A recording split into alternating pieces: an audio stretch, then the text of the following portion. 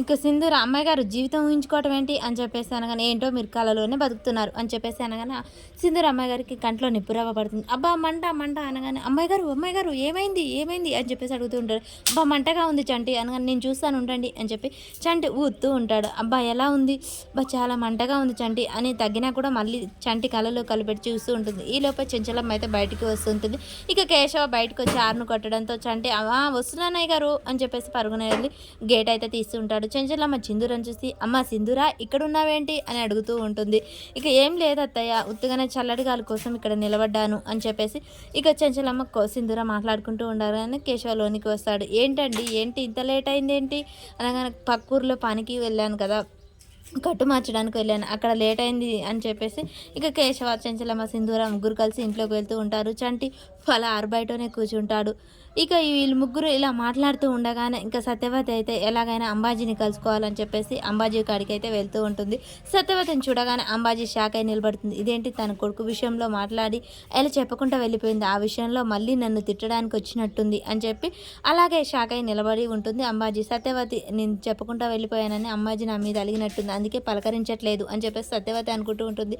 ఏంటి సంబాజీ మాట్లాడతలేవు, ఏం లేదక్క, నువ్వే నా మీద కోపంగా వెళ్ళిపోయావు కదా, మళ్ళీ వచ్చావని చూస్తున్నాను, ఏం లేదు రా అక్క కూర్చో, ఏం తాగుతావు, మంచినీళ్ళు తాగుతావా, చాయ్ తాగుతావా, ఇప్పుడు ఏమొద్దు కానీ కూర్చో అనగానే, ఏంటక్క ఏంటి ఇలా వచ్చా, నన్ను గుర్తుపెట్టుకొని మరీ వచ్చా అంటే నాతో ఏదో పని పడింది, ఆ రోజు నా కొడుకు కోసం ఎవరు వచ్చారని చెప్పావు కదా, నువ్వు చెప్పిందే నిజం, కన్న వాళ్ళే ఇవాళ రేపు దగ్గర ఉండట్లేరు, ఇక పెంచిన వాళ్ళు ఉంటారని నాకు నమ్మకం లేదు, చంటి నాకు ఇచ్చినప్పుడు వాళ్ళు బాగా ఉన్నవాళ్ళే, ఇప్పుడు చంటిని నేను వాళ్ళకి అప్పచెప్పాలనుకుంటున్నాను, చంటి లేనివాడుగా నా దగ్గర బ్రతికే కంటే ఉన్నవాడుగా వాళ్ళ దగ్గర బ్రతకడమే నాకు చాలా మంచిది, అందుకే నేను వాళ్ళ కోసం వచ్చాను, వాళ్ళ అడ్రస్ ఏమైనా ఉందా అంబాజీ అనగానే, ఏంటక్క నువ్వు చెప్పేది నిజమేనా, నిజంగా అడుగుతున్నావా అని చెప్పగానే, అవును అంబాజీ నిజంగానే అడుగుతున్నాను, బాబు నన్ను కలవడానికి వచ్చినప్పుడు ఫోన్ నెంబర్ ఇచ్చాడు, అయితే వెళ్ళి తేపో అని చెప్పగానే, అమ్మయ్య ఇది నాకు కావాల్సింది, నీతో పాటు నాకు డబ్బు వస్తుంది, ఇప్పుడే తెస్తాను కూర్చోక అని చెప్పి అంబాజీ అయితే ఇక లోపలికి వెళ్ళి కంగారుగా తన కాడ ఉన్న ఫోన్ నెంబర్ అయితే పట్టుకొస్తానని వెళ్తూ ఉంటుంది. అంబాజీగా తన చేతికి